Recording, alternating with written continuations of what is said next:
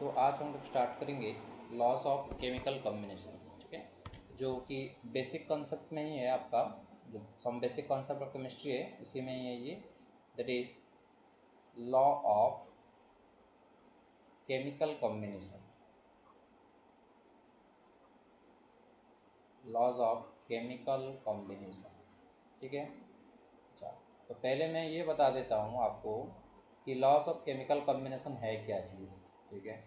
जैसे कि हम लोग अपने लाइफ में कुछ रूल्स फॉलो करते हैं, जैसे कि ट्रैफिक रूल फॉलो करते हो, ठीक है।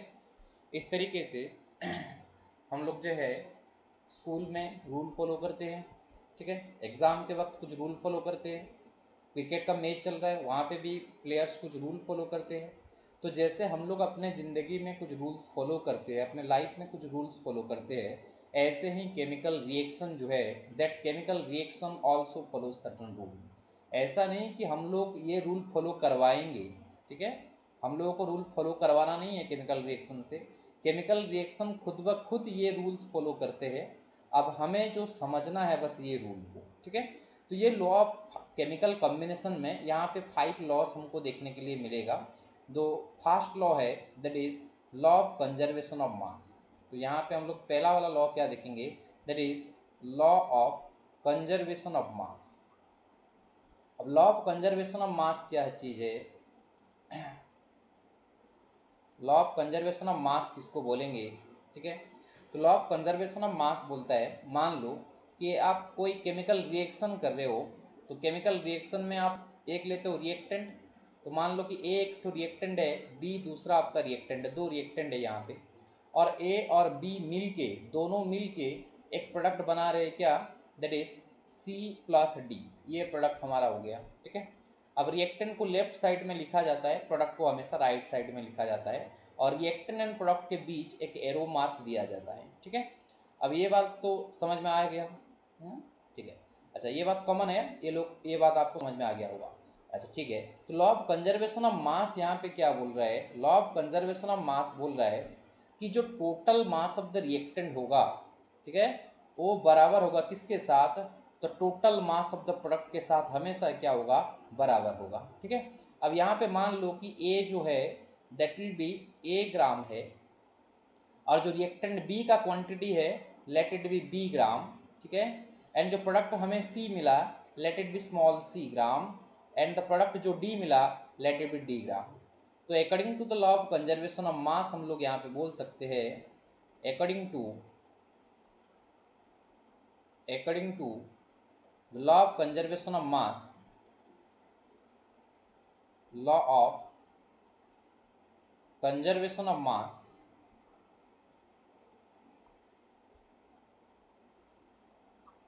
the total mass of the reactant must be equal to the total mass of the product। अब यहाँ पे रिएक्टेंट का टोटल मास क्या है, रिएक्टेंट का जो टोटल मास है that will be A plus B, A gram plus B, B gram of capital B, small B gram of capital B है, इज इक्वल टू क्या होगा, सी ग्राम प्लस डी ग्राम होगा, ठीक है। ये है आपका law of conservation of mass, बहुत ही सिंपल सा लॉ है, ठीक है। ये है आपका law of conservation of mass. तो law of conservation of mass में क्या लिख सकते हैं, in all physical and chemical changes, in all physical and chemical changes, chemical changes, चाहे कोई फिजिकल चेंज हो या तो फिर चाहे कोई केमिकल चेंज हो, the total mass of the reactant, the total mass of the reactant is equal to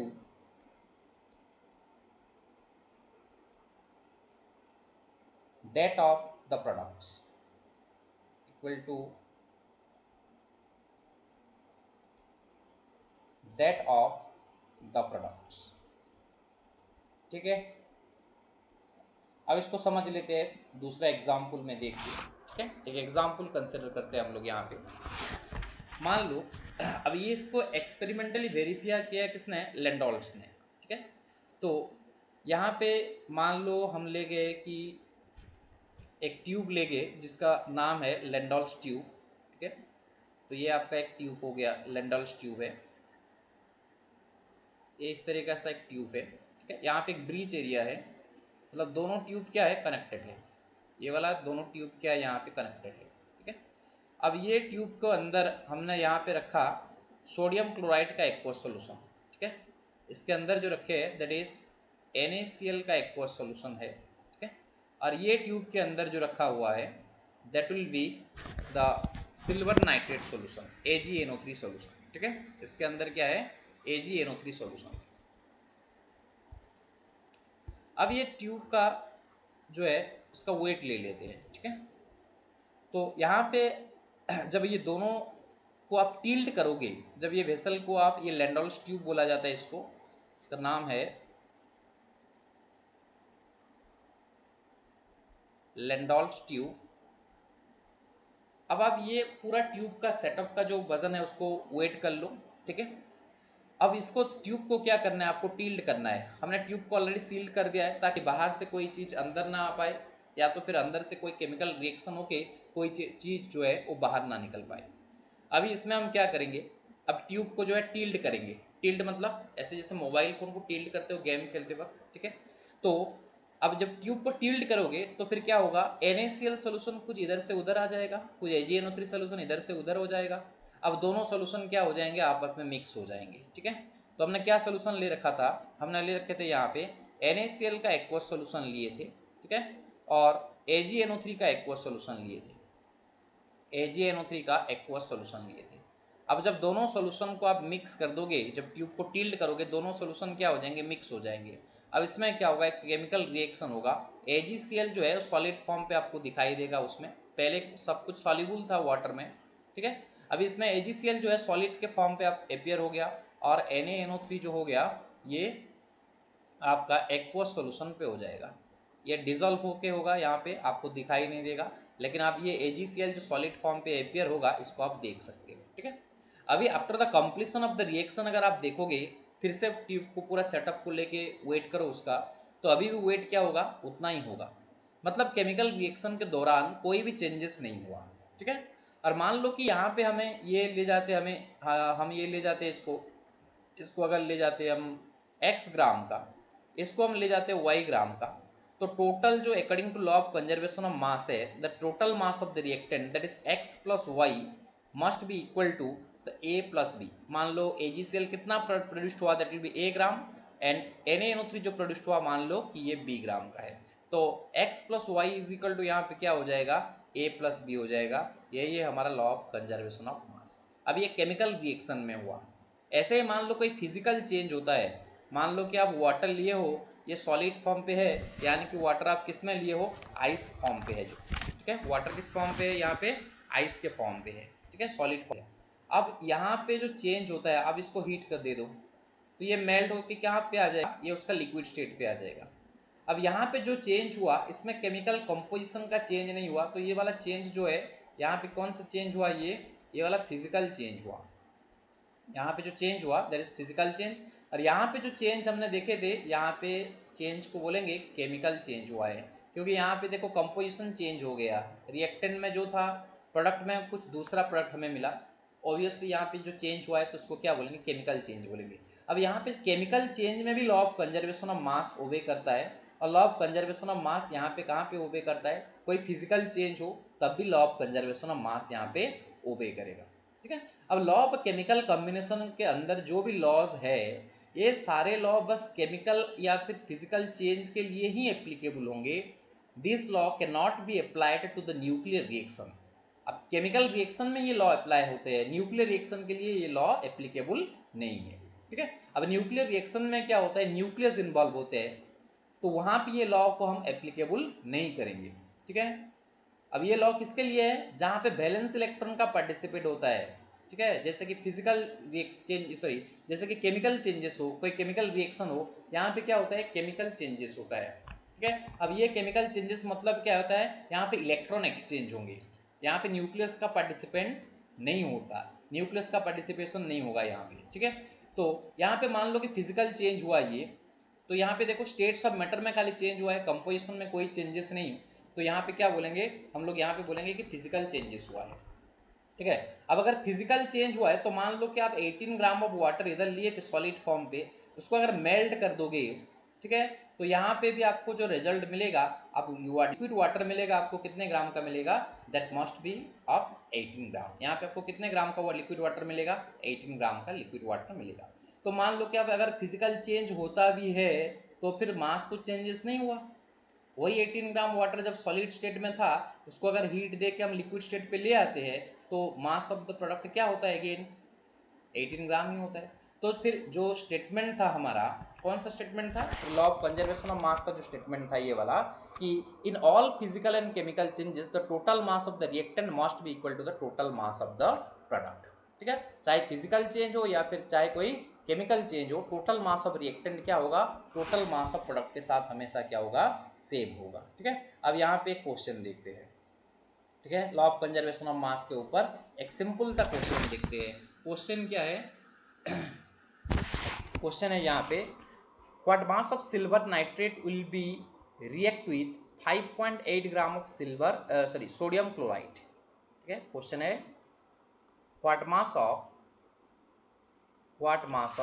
silver nitrate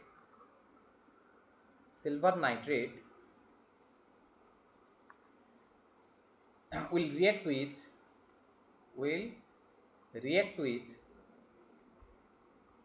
5.85 gram of sodium chloride.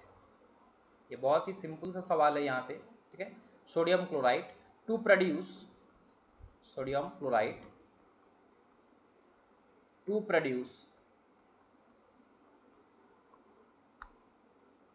14.35 gram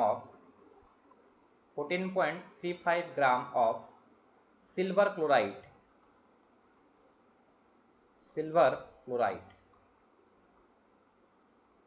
and 8.5 gram of sodium nitrate.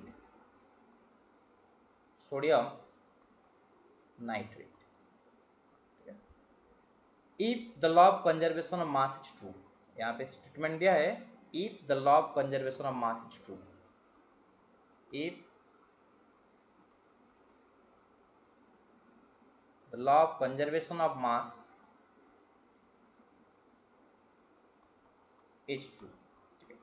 अगर law of conservation of mass सही है तो हमें इसको prove करना है। ठीक है, तो यहाँ पे बोल दिया कि भाई इसको सॉल्व करो according to law of conservation of mass. बहुत ही सिंपल सा क्वेश्चन है। ठीक है, अब इसके हिसाब से क्या है, what mass of silver nitrate will be react with 5.8 gram of sodium chloride. तो सिल्वर नाइट्रेट इसने लिया, AgNO3 लिया है। ठीक है, अब AgNO3 का मास को ले लो, x ग्राम है। ठीक है, अब कितने ग्राम के सोडियम क्लोराइड के साथ रिएक्ट करता है, ये सोडियम क्लोराइड जो दिया है वो कितना है, दैट इज 5.85 ग्राम। ठीक है, इसका क्वांटिटी कितना है, दैट इज 5.85 ग्राम है। ठीक है, और क्या प्रोडक्ट होता है, to produce 14.35 gram of silver chloride. ये वाला रिएक्शन जो एग्जांपल में दिया था अभी। ठीक है, AgCl सिल्वर क्लोराइड। ठीक है, अब ये AgCl सॉलिड फॉर्म पे होगा, तो ये AgCl यहाँ पे कितना होगा, 14.35 ग्राम का होगा, 14.35 ग्राम का होगा। ठीक है, and 8.5 gram of sodium nitrate, NaNO3 लेना है, कितना ग्राम का यहाँ पे ये प्रोडक्ट होगा, 8.5 ग्राम का। ठीक है, तो आपको यहाँ पे according to law of conservation of mass पता है, according to law of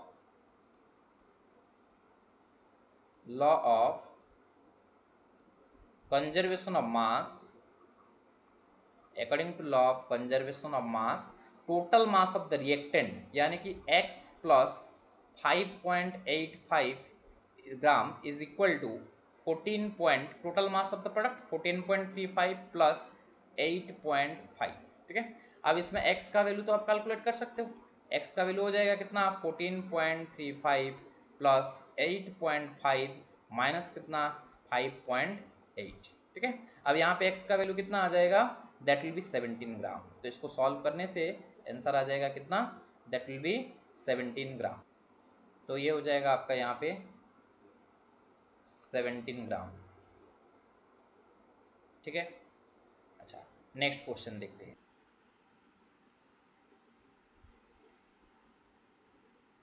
next question है,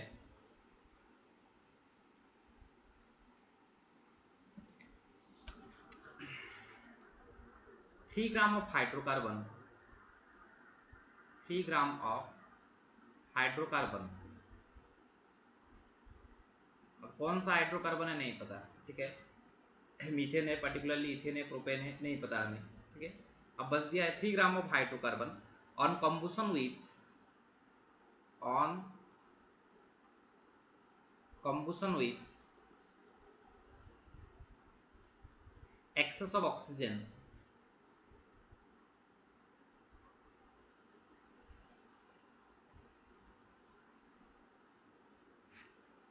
produce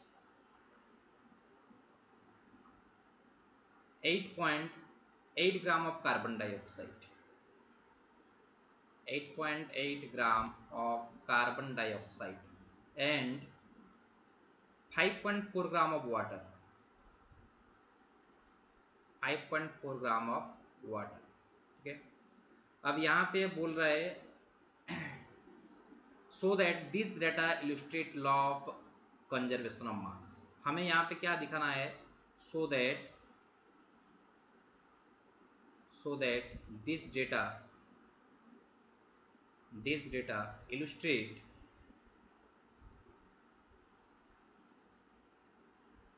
illustrate law of conservation of mass, conservation of मास, ठीक है। अब ये क्वेश्चन देख लो थोड़ा। तो यहाँ पे एक हाइड्रोकार्बन लिया है, तो पता नहीं क्या हाइड्रोकार्बन है। हाइड्रोकार्बन किसे कहते हैं, कार्बन हाइड्रोजन कंटेनिंग कंपाउंड है, ये हाइड्रोकार्बन है, ठीक है। अब हाइड्रोकार्बन को कंबुशन किया, कंबुशन मतलब है burning in presence of excess oxygen, ठीक है। अब इसको एक्सेस ऑक्सीजन के साथ लिए है, ठीक है। हाइड्रोकार्बन कितना लिया पता नहीं, ऑक्सीजन एक्सेस क्वांटिटी में है।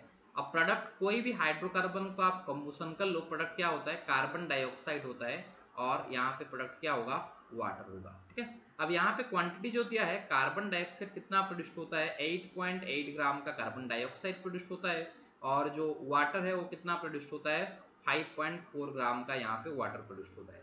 अभी यहाँ पे हमें दिखाना है कि ये लॉ ऑफ कंजर्वेशन ऑफ मास को ओबे करता है। अब यहाँ से कैसे दिखाएंगे, अब यहाँ पे देखो, अब डायरेक्टली अगर बोलोगे कि total mass of reactant must be equal to total mass of product, तो ऐसे डायरेक्टली कोई भी वैल्यू नहीं दिखाई दे रहा है, क्योंकि हाइड्रोकार्बन कितना क्वांटिटी का है नहीं पता, ऑक्सीजन को एक्सेस ले रखा है।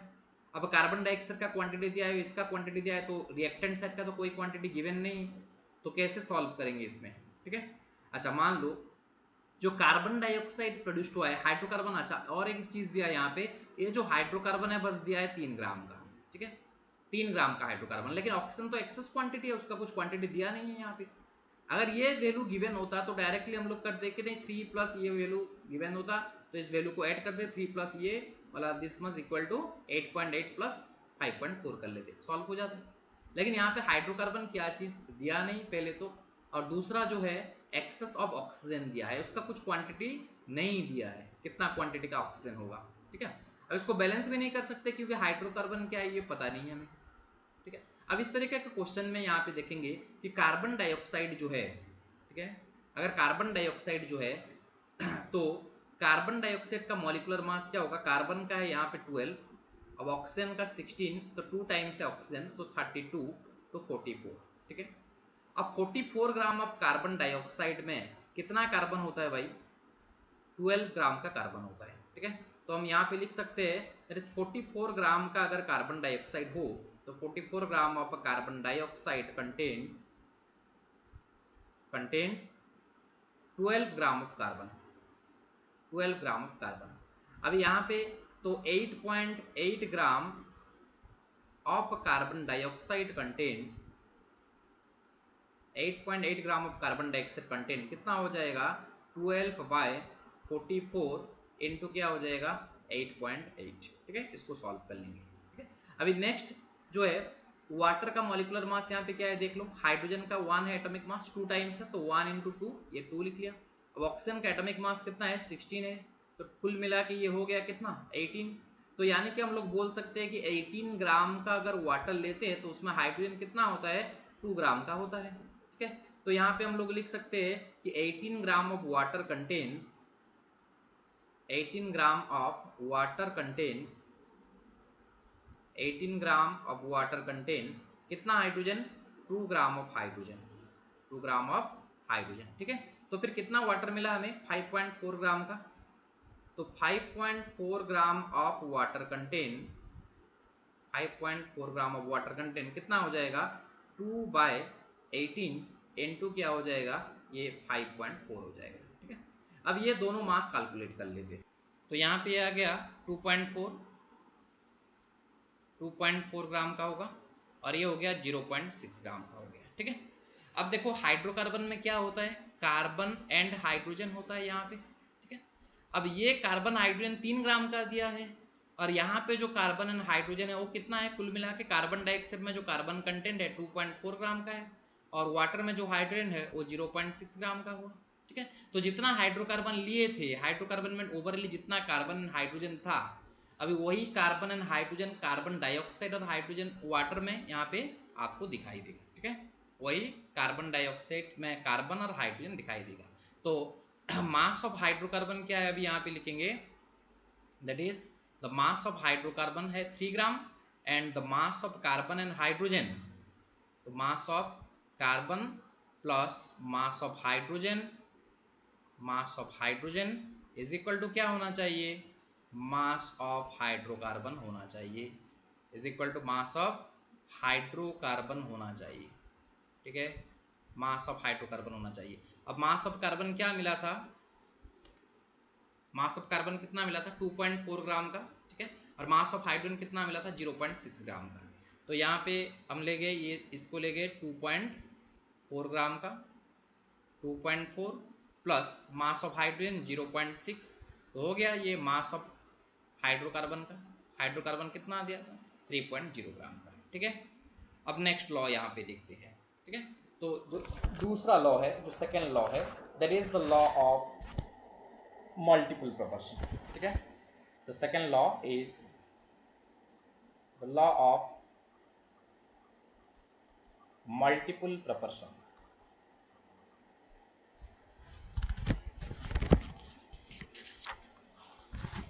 Law of multiple proportion.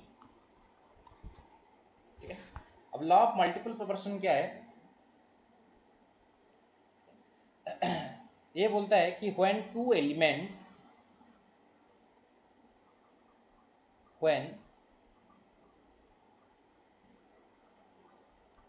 elements combine to form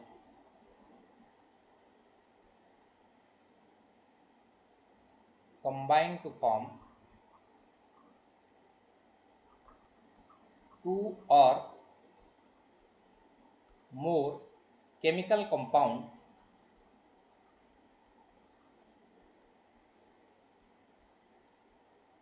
compounds,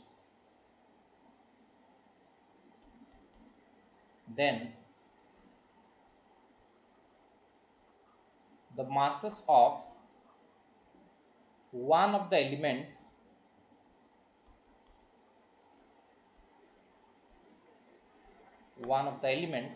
which combine with a fixed mass of other, which combine with fixed mass of other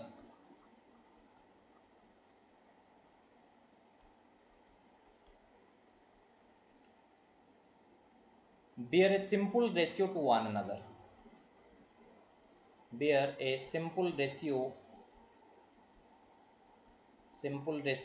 to one another। ठीक है, अब इसका मतलब क्या है, अगर दो एलिमेंट कंबाइन होते हैं टू फॉर्म टू और मोर केमिकल कंपाउंड, मान लो कि कार्बन कंबाइन हुआ एंड ऑक्सीजन कंबाइन हुए, अब ये दोनों कंबाइन होकर दो कंपाउंड बनाते हैं, एक होता है कार्बन मोनोऑक्साइड एंड दूसरा कंपाउंड होता है कार्बन डाइऑक्साइड। ये दोनों कंपाउंड यहाँ पे फॉर्मेशन होता है, एक होता है कार्बन मोनोऑक्साइड एंड दूसरा होता है कार्बन मोनोऑक्साइड। तो हो गया when two elements combine to form two or more chemical compound, तो दो एलिमेंट कंबाइन हुए, ये एक तो कार्बन मोनोऑक्साइड हुआ, दूसरा कार्बन डाइऑक्साइड हुआ। तो the masses of one of the element which combine with fixed mass of the other, यहाँ पे देखो कोई एक एलिमेंट का फिक्स्ड मास ले लो, जैसे कि मैं यहाँ पे कार्बन का फिक्स्ड मास ले लेता हूँ, तो कार्बन का यहाँ पे कितना है 12 पार्ट्स है, एटॉमिक मास उसका 12 है, और ऑक्सीजन का कितना है 16 पार्ट्स है। अब यहाँ पे कार्बन का कितना है, यहाँ पे 12 पार्ट्स है और ऑक्सीजन का कितना है 32 पार्ट्स है। ठीक है, अब यहाँ पे हम लोग क्या बोल सकते हैं that The masses of one of the elements which combine with fixed mass of the other bear a simple ratio to one another. मतलब कार्बन का अगर मास फिक्स्ड लेते हो, ठीक है, तो आप यहाँ पे क्या देखोगे कि ऑक्सीजन, दोनों कंपाउंड में जो ऑक्सीजन है, ये वाला ऑक्सीजन और ये वाला ऑक्सीजन, ये दोनों ऑक्सीजन का कंबाइनिंग रेशियो देखोगे किसके साथ, फिक्स्ड मास ऑफ कार्बन के साथ। तो यहाँ पे तो already fixed mass of carbon के साथ है, कितने कितना कार्बन है, 12 ग्राम कार्बन के साथ दोनों ऑक्सीजन कंबाइन हुए हैं। तो पहला वाला कंपाउंड पे जो ऑक्सीजन कंबाइन हुआ है वो कितना है, 16 ग्राम है। अब ये दोनों को देखना है, ऑक्सीजन, दोनों ऑक्सीजन का रेशियो देखना है, तो 16:2 क्या होगा। अब सेकेंड कंपाउंड पे जो ऑक्सीजन है वो fixed mass of carbon 12 gram carbon के साथ कितना ऑक्सीजन है, 32 है, यानी कि उसका सिंपल रेशियो क्या हो गया, दैट विल बी 1:2। तो ये वाला बोला था कि bear a simple ratio to one another, ये दूसरे एक दूसरे के क्या करेंगे, सिंपल रेशियो बनाएंगे, ठीक है। अच्छा, अब दूसरा एग्जाम्पल देख लेते हैं यहाँ पे। तो नाइट्रोजन कंबाइन होता है यहाँ पे, ठीक है। अच्छा, नाइट्रोजन यहाँ पे कंबाइन होता है और nitrogen various type of oxide यहाँ से फॉर्मेशन करेगा, ठीक है। अब नाइट्रोजन और ऑक्सीजन ये दोनों कंबाइन होते हैं, यहाँ पे नाइट्रोजन लेंगे, यहाँ पे ऑक्सीजन लेंगे, ये दोनों कंबाइन होके क्या बनाते हैं, यहाँ पे बनाता है N2O, ठीक है।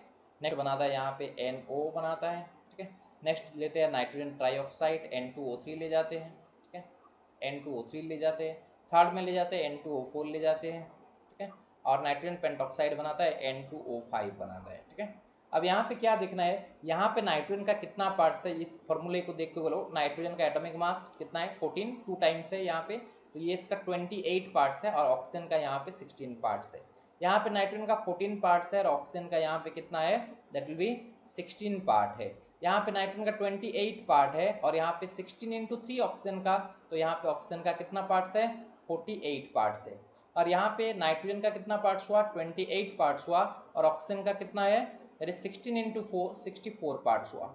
अब यहाँ पे नाइट्रोजन का कितना है, 28 पार्ट है और यहाँ पे ऑक्सीजन का 16 × 5 कर लिए 80 पार्ट हो गया। अब यहाँ पे आप अगर नाइट्रोजन का फिक्स्ड मास ले लेते हो, आप मास कोई भी फिक्स्ड मास ले सकते हो, 1 पार्ट्स ऑफ नाइट्रोजन के साथ भी कंपेयर करके चेक कर सकते हो।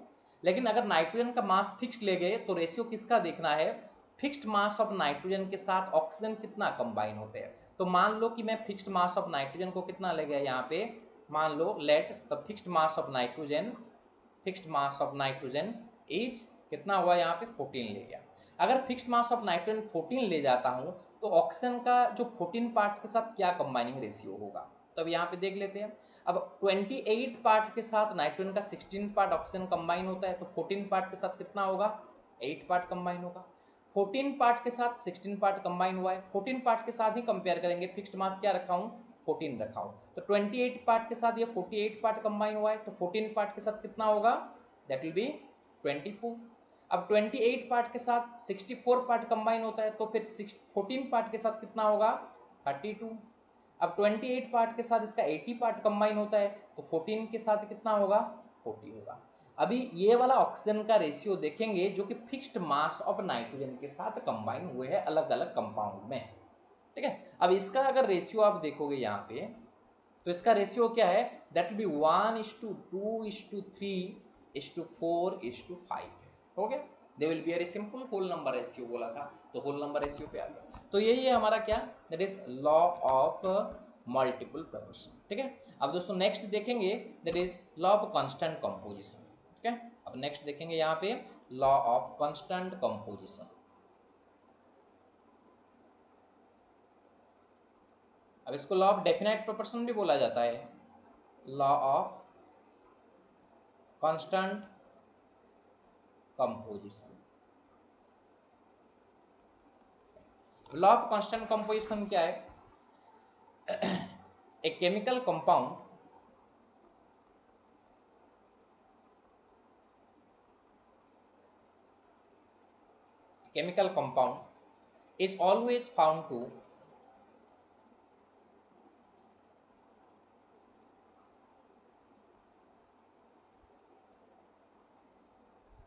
is always found to be made up of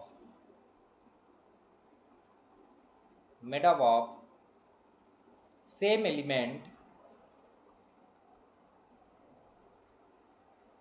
elements combined together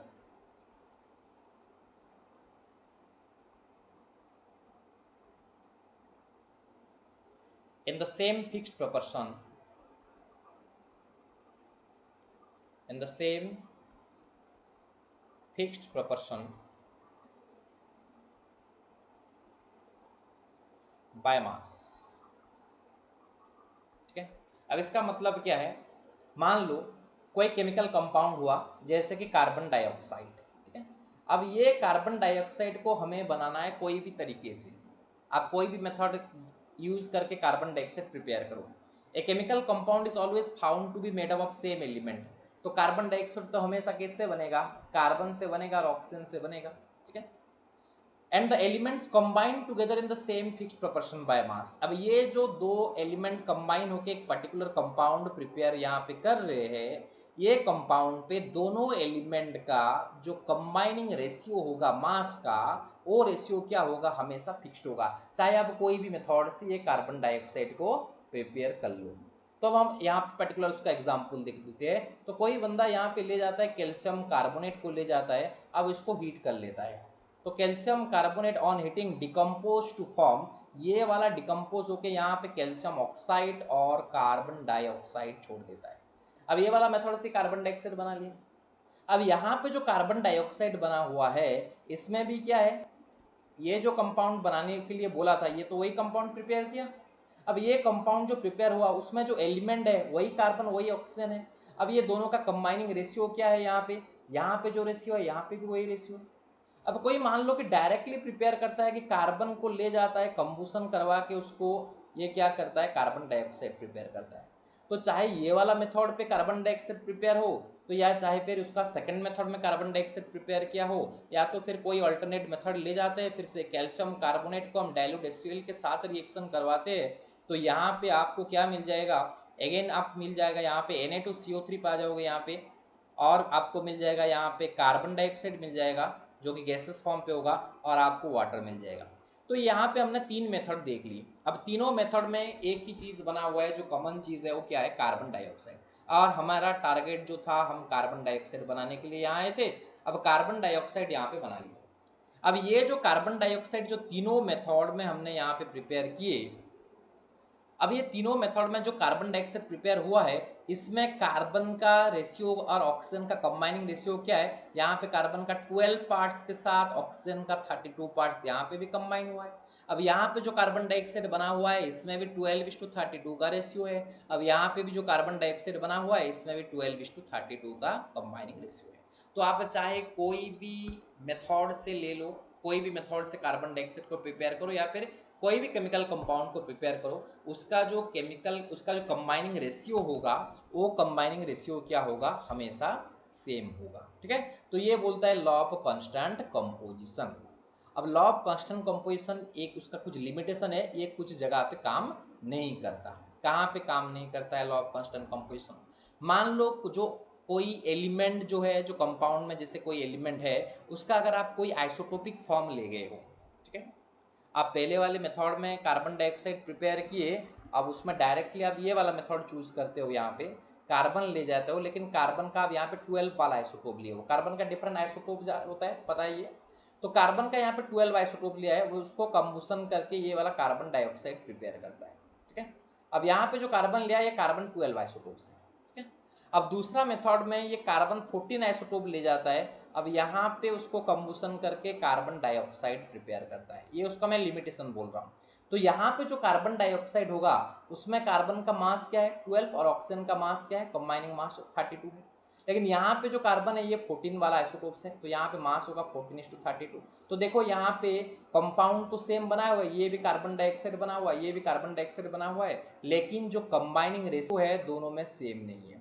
तो ये उसका क्या हो गया, ये उसका लिमिटेशन हो गया। यहाँ पे लॉ ऑफ कांस्टेंट कंपोजिशन काम नहीं करेंगे, तो ये उसका लिमिटेशन हो गया। ठीक है, अब ऐसे लिमिटेशन और कहाँ पे देखने के लिए मिलेगा, अगर कोई मॉलिक्यूल्स है, जैसे कि आप कोई द एलिमेंट्स में combine in the same ratio but the compounds form में डिफर। जैसे कि मान लो आप कार्बन, हाइड्रोजन और ऑक्सीजन को लेके कंपाउंड बनाए C2H6O, इसमें कार्बन, हाइड्रोजन और ऑक्सीजन का कंपाउंड है। तो यहाँ पे कोई उसका अगर आइसोमर फॉर्म हो जाता है, ठीक है, जैसे कि यहाँ पे आप इसको लिख सकते हो C2H5OH। तो ये कंपाउंड में कार्बन हाइड्रोजन ऑक्सीजन का जो कंबाइनिंग रेशियो है, यहाँ पे अगर हम लिखते हैं CH3 single bond O single bond CH3, तो यहाँ पे भी वही रेशियो है। लेकिन हमें लॉ ऑफ कांस्टेंट कंपोजिशन क्या बोलता है कि अगर एलिमेंट्स का कंबाइनिंग रेशियो सेम है तो कंपाउंड क्या बनेगा, सेम कंपाउंड बनेगा। लेकिन यहाँ पे देखो ये एलिमेंट का कंबाइनिंग रेशियो सेम है, लेकिन कंपाउंड दोनों क्या हुआ है, अलग अलग कंपाउंड यहाँ पे फॉर्मेशन कर लिया। ठीक है, तो जहाँ पे हम लोग देखेंगे डिफरेंट आइसोमर होगा तो वहाँ पे लॉ ऑफ कांस्टेंट कंपोजिशन काम नहीं करेगा।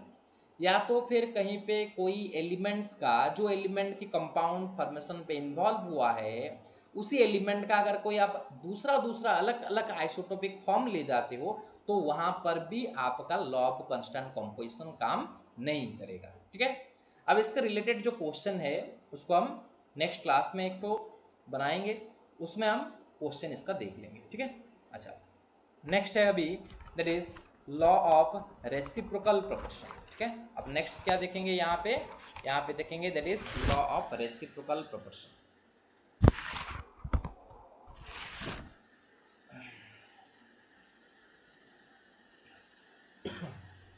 तो यहाँ पे हम लोग देखेंगे लॉ ऑफ रेसिप्रोकल प्रोपोर्शन।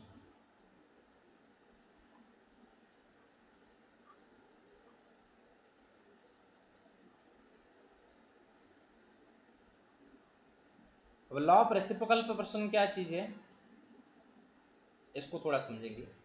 तो लॉ ऑफ रेसिप्रोकल प्रोपोर्शन बोल रहा है कि the ratio of masses of two element, the ratio of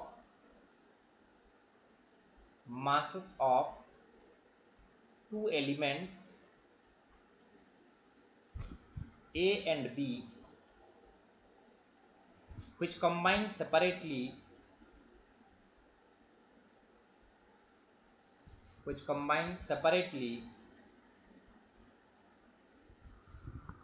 with a fixed mass of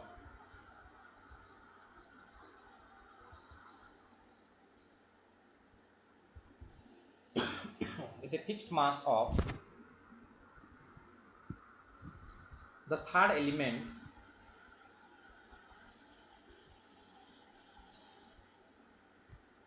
fixed mass of the third element C is either the same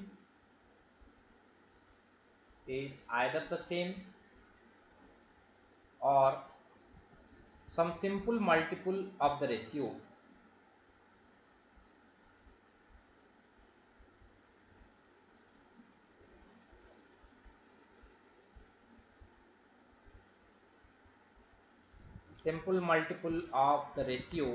of the masses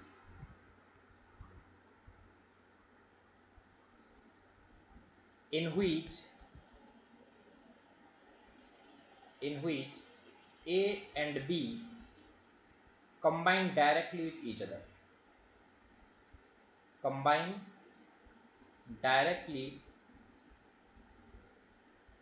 other.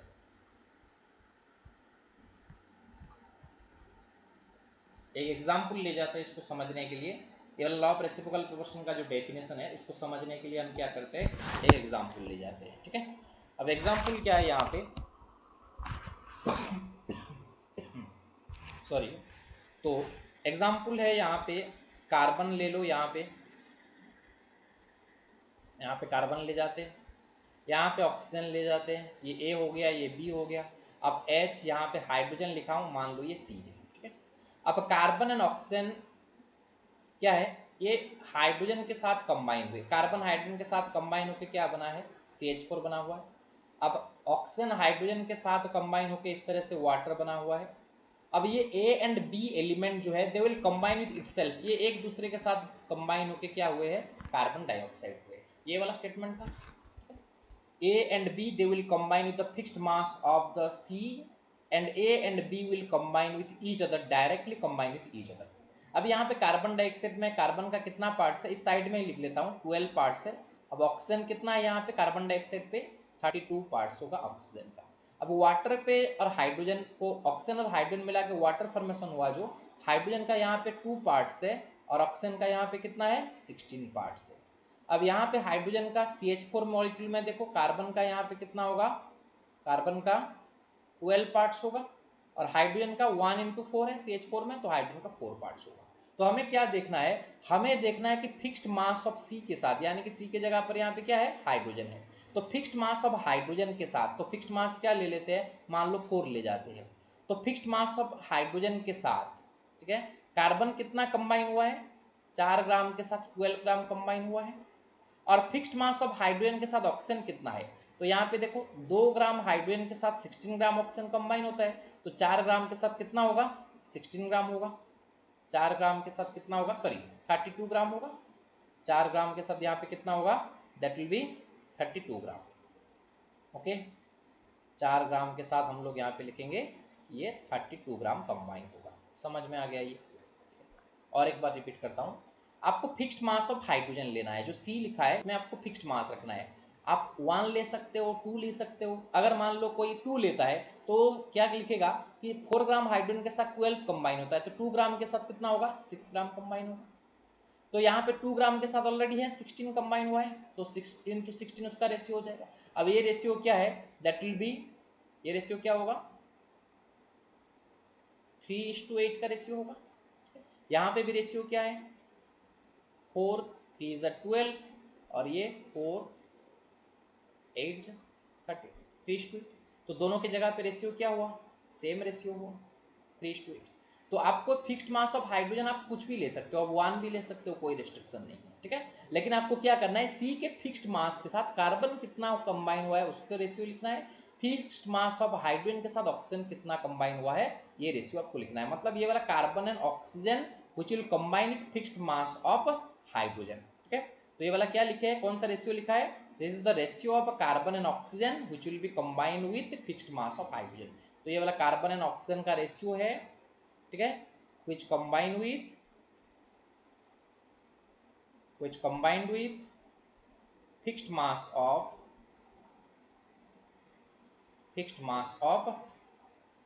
Hydrogen, fixed mass of hydrogen. और एक बार आपको ratio किसके लेना है, ये carbon and oxygen का ratio लेना है जो कि डायरेक्टली कंबाइन होकर कार्बन डाइऑक्साइड है। अब ये रेशियो तो आपको साफ साफ दिखाई दे रहा है, ठीक है। And the carbon and oxygen which will directly combine with each other, ठीक है, carbon and oxygen which directly combine with each other, directly combine with each other किस तरह रेशियो से है, कार्बन एंड ऑक्सीजन का यहाँ पर जो रेशियो है दैट इज 12:32, ठीक है। तो ये वाला रेशियो हो गया अगेन 3:8। तो यहाँ पे देखो ये दोनों रेशियो, ये कार्बन ऑक्सीजन का ratio which will combine directly with each other and the ratio of carbon and oxygen which will combine with fixed mass of hydrogen, both the ratio will be same। तो यहाँ पे हम बोलेंगे ये law of reciprocal proportion ओबे करेंगे, या तो ये रेशियो सेम हो जाएंगे या तो फिर क्या होगा, दोनों रेशियो का अगर फिर से रेशियो निकालोगे तो दोनों रेशियो क्या होंगे, सिंपल होल नंबर पर हो जाएंगे। तो फिर हम इसको क्या बोलेंगे कि लॉ ऑफ रेसिप्रोकल प्रोपोर्शन यहाँ पे ओबे हो रहा है, ठीक है। अब उसका जो नेक्स्ट लॉ है, ठीक है, that is known as Gay Lussac law of combining volume, ठीक है। अब ये लॉ तो बहुत ही आसान सा लॉ है, that is Gay Lussac law of combining volume.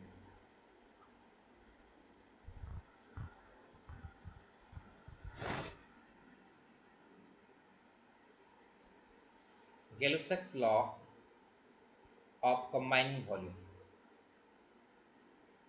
और या फिर बोल सकते हैं of gaseous volume, gaseous volume. तो यहाँ पे क्या होना चाहिए, जो रिएक्टेंट एंड प्रोडक्ट होंगे वो अगर सबके सब गैसियस रिएक्टेंट एंड प्रोडक्ट है तो यहाँ पे हम लोग गेलुसेक लॉ बोल सकते हैं, ठीक है। तो लॉ क्या है, मैं स्टेटमेंट लिख लेता हूँ उसका पहले, when gases react together they always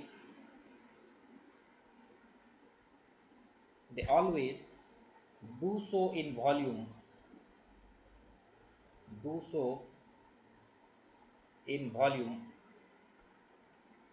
which bear a simple ratio to one another and to the volume of the products.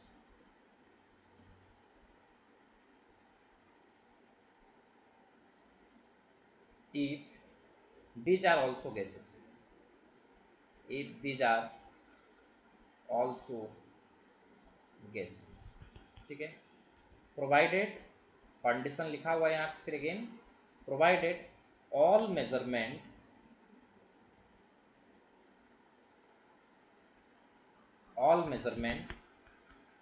of volume are, all measurement of volume are under similar condition of temperature and pressure, ठीक है।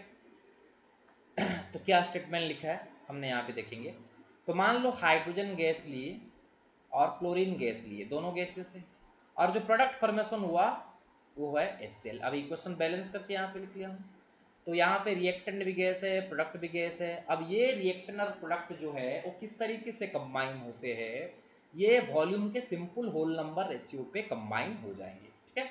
अब volume के simple whole number ratio मतलब यहाँ पे आप इसका जो कोफिशिएंट है, देखो इसका कोफिशिएंट हम इसको बोलेंगे, यहाँ पे क्या है, कुछ नहीं है मतलब 1 है। यहाँ पे इसका कोफिशिएंट में उसका आगे क्या है 1 है, कुछ नहीं है मतलब 1 लिखा है। मतलब यहाँ पे क्या है, इसका कोफिशिएंट HCl में 2 है। तो यहाँ पे हम लोग बोल सकते हैं कि हाइड्रोजन का एक वॉल्यूम के साथ क्लोरीन एक वॉल्यूम कंबाइन होगा तो HCl का कितना वॉल्यूम बनेगा भाई, 2 वॉल्यूम का बनेगा, ठीक है। तो यानी कि उसका जो कोफिशिएंट है, उसका कोफिशिएंट को आप वॉल्यूम के रेशियो डायरेक्टली ले सकते हो, ठीक है। तो मान लो अभी अगर इसका अगर 10 ml लेते हो, ठीक है, हाइड्रोजन का 10 ml लेते हो तो कितना क्लोरीन चाहिए, 10 ml का क्लोरीन के साथ रिएक्ट करेगा।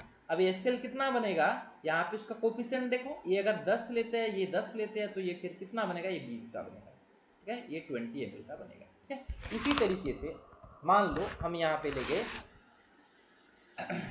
नाइट्रोजन ले जाते हैं, ठीक है।